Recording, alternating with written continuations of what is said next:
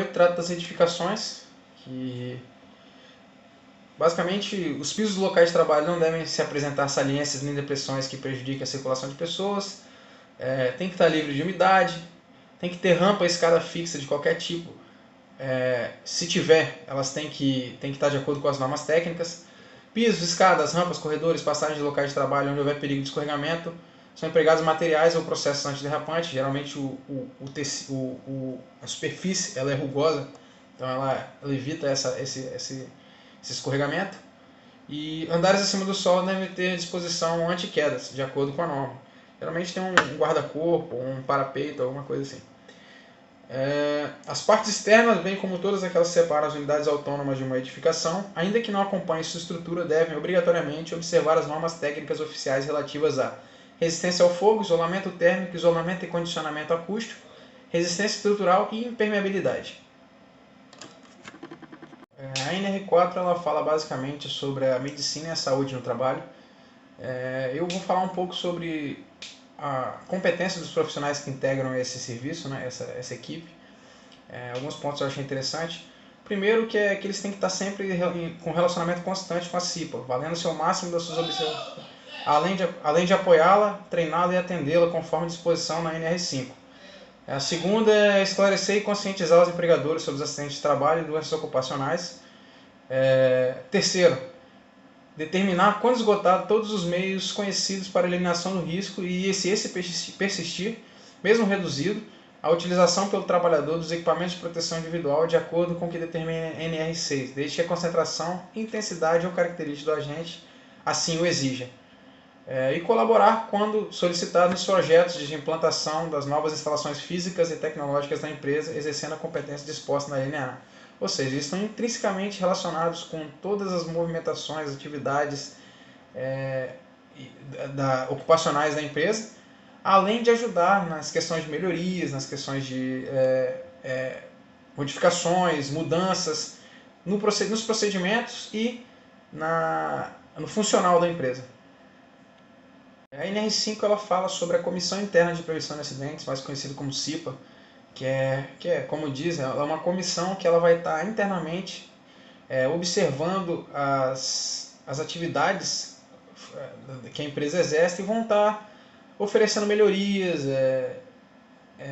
oferecendo modificações no procedimento e no jeito como está sendo estabelecido, sendo definido as coisas. Um funcionário da CIPA, ele tem a empresa indica alguns funcionários e também existe uma votação interna entre os funcionários existentes, no quais alguns deles são escolhidos. O funcionário ele tem 2 anos de estabilidade dentro da empresa, ele não pode ser demitido durante esses 2 anos.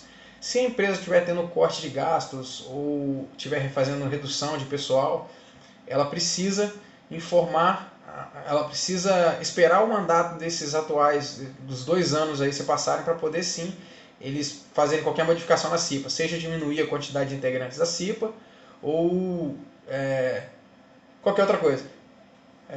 E a quantidade de integrantes ela tem muito a ver também com a quantidade total de funcionários que se tem. A CIPA ela tem um poder muito grande lá dentro, porque ela é a voz dos trabalhadores, né? Os trabalhadores costumam ir diretamente na CIPA para poder reivindicar alguma questão relacionada à segurança. Até outras vezes eles usam para alguns outros motivos, mas não é a função original da empresa, da comissão interna. A NR6 ela fala sobre os equipamentos de proteção individual, mais conhecidos como EPIs. São os equipamentos que o funcionário ele deve utilizar para poder realizar a sua função.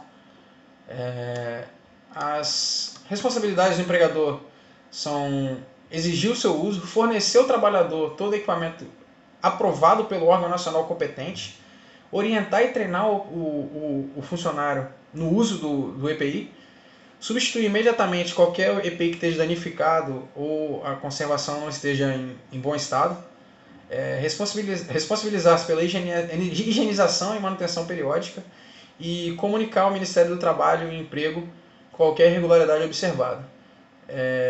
Sempre que ela fornece o EPI para o trabalhador, ela tem que registrar, para poder ser uma conta-prova caso o trabalhador saia da empresa e tente processar a empresa por não ter fornecido ou ter adquirido uma lesão devido à a falta de fornecimento do EPI, então ela tem que sempre tá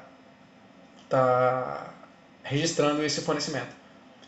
Assim como tem deveres do empregador, tem deveres também do empregado. O dever do empregado basicamente é utilizar o EPI que é disponibilizado para ele. Ele tem que se responsabilizar pela guarda e conservação, apesar do empregador ser obrigado a trocar, ele também tem responsabilidade de cuidar daquilo que foi recebido. E ele tem que cumprir as determinações do empregador sobre o uso adequado, ou seja, ele vai ser treinado e ele tem que seguir aquilo que foi imposto no treinamento.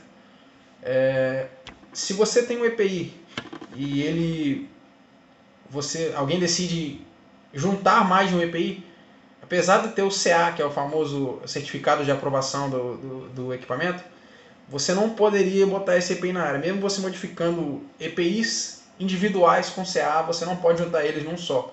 Aí iria requerer um novo CA que teria que ser emitido por uma instituição competente. A NR7 fala sobre o Programa de Controle Médico de Saúde Ocupacional, que é mais conhecido como PCMSO, que são as diretrizes que a empresa, determinada pela equipe de saúde, ela tem que tomar tanto para casos de emergência quanto para atividades corriqueiras. Um bom exemplo disso aqui é que alguns exames médicos que estão dentro dessas diretrizes são obrigatórios, como por exemplo o admissional, o periódico, o de retorno ao trabalho, aquele funcionário que é afastado geralmente por INSS, tem que voltar. Ele passa pela perícia do INSS, mas ele também tem que passar pelo médico profissional da empresa. Qualquer mudança de função, mudança de cargo, o cara foi promovido, ele tem que passar também pelo médico da empresa. E o exame demissional, que é quando o funcionário é desligado da companhia, ele também tem que atestar que o estado que ele entrou e o estado que ele saiu são os mesmos. Caso tenha alguma diferença, ele tem os recursos jurídicos aí. Também fala um pouco sobre os sistemas de emergência, que são alguns critérios que os médicos e enfermeiros eles têm que tomar quando tem algum caso de emergência.